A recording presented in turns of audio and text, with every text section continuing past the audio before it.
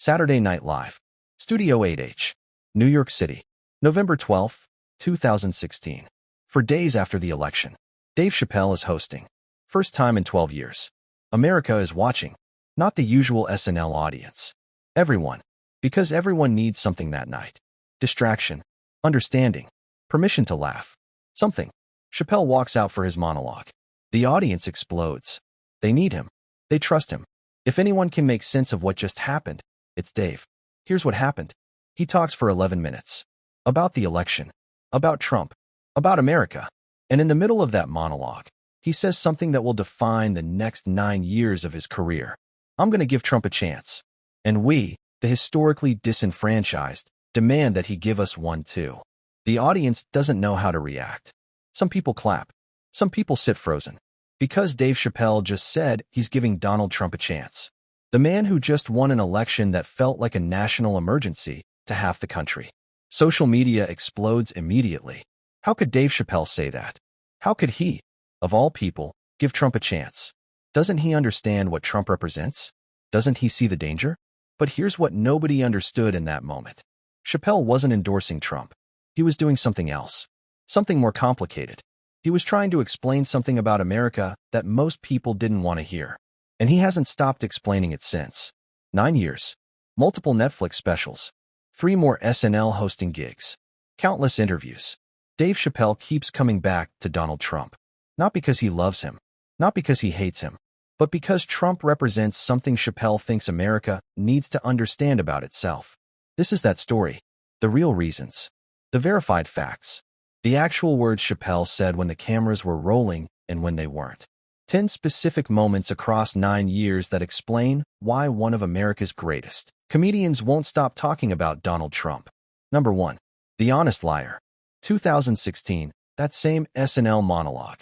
Before the give him a chance line, Chappelle says something else. Something that gets less attention but matters more. He talks about Trump admitting he doesn't pay taxes. During a presidential debate. On national television. Most politicians would deny it. Spin it. Make excuses. Trump just said, yeah, I don't pay taxes. That makes me smart. Chappelle calls this gangster. Not as a compliment exactly, but as an observation. Trump openly admits to gaming the system. Most politicians game the system and lie about it. Trump games the system and brags about it. Chappelle finds this fascinating. Not admirable. Fascinating. Because it reveals something about American hypocrisy. The system is rigged. Everyone knows it's rigged. But we're supposed to pretend it's not. Trump stops pretending. And people respond to that. Chappelle describes Trump as an honest liar. Someone who lies constantly, but is honest about who he is. Honest about his selfishness.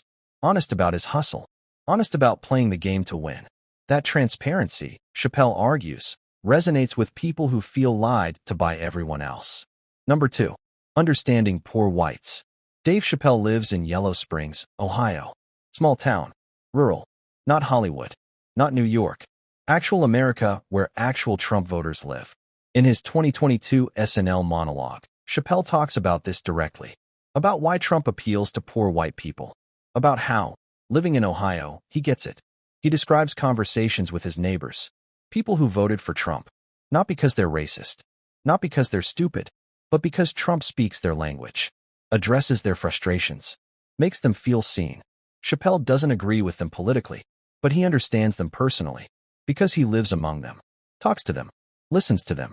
He contrasts this with urban liberals who can't understand why anyone would vote for Trump. Who write off half the country as deplorable or irredeemable. Chappelle says, living where he lives, he understands both sides. And that understanding makes him uncomfortable. Because it's easier to hate Trump voters than to understand them. But Chappelle won't take the easy route. He keeps explaining what he sees. Even when it makes people angry at him. Number 3. Defending the indefensible. 2017, 1 year after that SNL monologue. Chappelle's at a charity gala. Someone brings up the give Trump a chance line. Chappelle admits, I fucked up. The line didn't age well. He knows it. Everyone knows it. The year between November 2016 and November 2017 was brutal. Muslim ban. Charlottesville. Constant chaos. Giving Trump a chance looked naive in hindsight. But here's what Chappelle adds. The line was honest to how he felt in that moment. November 2016. right after the election, before anyone knew what Trump's presidency would actually look like. He calls it a photograph of that moment. Not a prediction, not an endorsement, a snapshot of his feelings at that specific time. In a 2025 interview, he revisits this again, says he stands by the feeling even if he regrets how it landed. Because the feeling was real. The historically disenfranchised wanting a chance from the new president. That was a real feeling worth expressing, even if it became a weapon people used against him. Please subscribe to Hollywood Golden Age Stories, and let's keep breathing life into stories that were never meant to stay silent. Now, let's continue. Number 4. The Gangster Politician. Chappelle's 2019 Netflix special, Sticks and Stones. He returns to the gangster theme, talks about Trump's debate style, his tax avoidance, his whole approach to politics, calls it gangster again, but unpacks what he means this time. He means Trump plays politics like street rules, not institutional rules, says what he wants, does what he wants, faces consequences, and just keeps moving. Chappelle compares it to hustlers he grew up around. People who understood the game was rigged and played it accordingly. No pretense of respectability, just raw ambition and survival instinct. He's not praising this. He's analyzing it, trying to explain why it works on certain people, why Trump's style resonates with folks who feel the system abandoned them long ago. Chappelle jokes about it, makes it funny, but underneath the jokes is a serious point. Trump succeeded by breaking every rule politicians are supposed to follow, and that tells you something about the rules. Number 5. The Divided Country. 2022 SNL appearance. Chappelle talks about Trump as a symbol of America's polarization, not the cause, the symbol. He argues Trump didn't create these divisions. He exposed them, made them visible, gave people permission to say out loud what they'd been thinking privately for years. Chappelle describes Trump's election as a mirror held up to America, and half the country didn't like what they saw in the reflection. He talks about how Trump's era isn't over just because he lost in 2020. The divisions remain. The anger remains.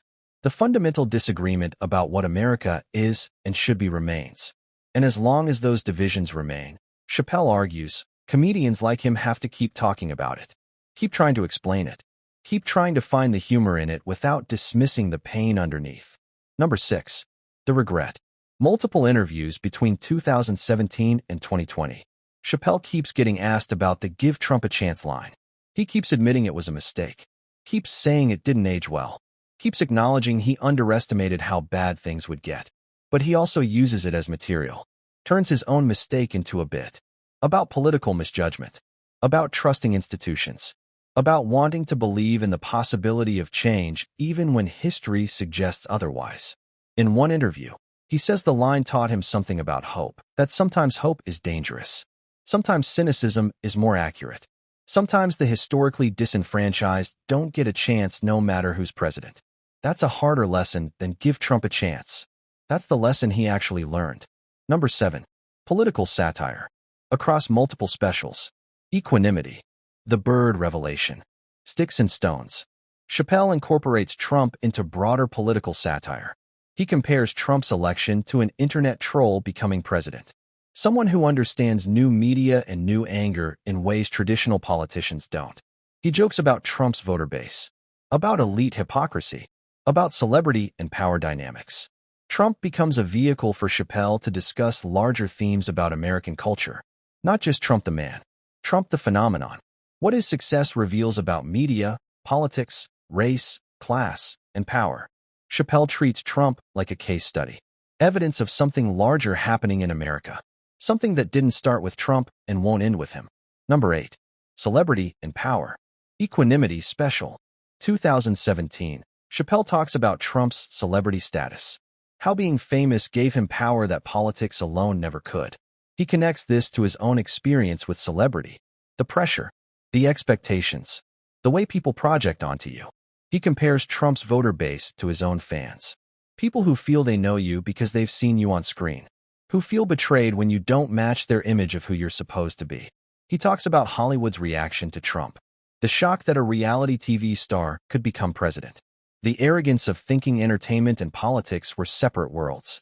Chappelle argues they were never separate. Power is power. Fame is fame. Trump understood that. Hollywood didn't. Number 9. Do Better. January 2025. SNL monologue. Trump's second term just started. Chappelle doesn't celebrate, doesn't condemn, does something more interesting. He speaks directly to Trump. Says, "I'm rooting for you. I'm rooting for all of us." Then adds, "Do better. Please do better. The stakes are too high. The world is too dangerous. Do better." It's not support. It's a plea. From someone who spent 9 years trying to understand Trump voters, trying to bridge divisions, trying to find common ground. Chappelle emphasizes humanity, global stakes, the need for leadership that unifies rather than divides. He's not optimistic, but he's not giving up either. Still trying to find the language that might reach people. Still trying to use comedy to process what feels unprocessable. Number 10. The Outsider Appeal. Multiple interviews and specials. Chappelle keeps returning to one theme. Trump's enduring appeal comes from his outsider status. Not actually an outsider. Billionaire. Born wealthy. Connected to power his entire life. But perceived as an outsider. Because he's raw. Unpolished. Willing to say things politicians aren't supposed to say. Chappelle explains this is exactly what his fans love. The feeling that Trump doesn't give a fuck about respectability politics. That he'll fight dirty if necessary. That he's on their side against the system even while being part of the system. It's contradictory. It's hypocritical. But it works. Chappelle finds this fascinating. Not because he wants to emulate it, but because he's a comedian who's built a career on being an outsider himself. On saying things other comedians won't say. On refusing to be respectable. He sees the appeal even while disagreeing with how Trump uses it. Here's what Dave Chappelle understands that most people don't want to hear. Trump isn't an aberration. He's a revelation. He revealed divisions that were always there. Resentments that were always simmering. A system that was always broken but pretending to work. Chappelle doesn't love Trump. Doesn't defend most of what Trump does. But he won't dismiss Trump either. Won't write off everyone who voted for him as stupid or evil. Because Chappelle lives in Ohio. Not Los Angeles. Not New York. Yellow Springs, Ohio. Where Trump voters are his neighbors. Where conversations happen at the grocery store, not on Twitter. And in those conversations, Chappelle learned something. These people aren't monsters. They're frustrated. Scared. Angry at being left behind by an economy and a culture that doesn't value them anymore. Trump spoke to that frustration. Whether sincerely or cynically doesn't matter to them. He acknowledged them. Made them feel seen. Chappelle thinks that matters. That understanding that matters more than dismissing it. 9 years. 10 moments. One complicated relationship between a comedian and a president. Dave Chappelle keeps talking about Donald Trump because Trump keeps revealing things about America. About power. About celebrity. About who gets heard and who gets dismissed. Chappelle's not trying to convince anyone Trump is good. He's trying to convince people that understanding Trump voters is necessary. That bridging divisions requires listening to people you disagree with. That comedy can create space for difficult conversations when politics can't. That SNL monologue in 2016. Give Trump a chance. Chappelle wishes he phrased it differently. But he doesn't wish he stayed silent. Because silence doesn't bridge anything. Silence just lets divisions grow deeper. Chappelle would rather be wrong out loud than safe in silence. That's why he keeps talking about Trump. Not because Trump deserves the attention, but because the conversation around Trump reveals who we are as a country. And Dave Chappelle has spent 40 years using comedy to reveal uncomfortable truths. He's not stopping now. Have you ever tried to understand someone whose politics you completely disagree with? Sometimes the hardest conversations are the most necessary ones. Drop a comment if this changed how you see Chappelle's Trump commentary.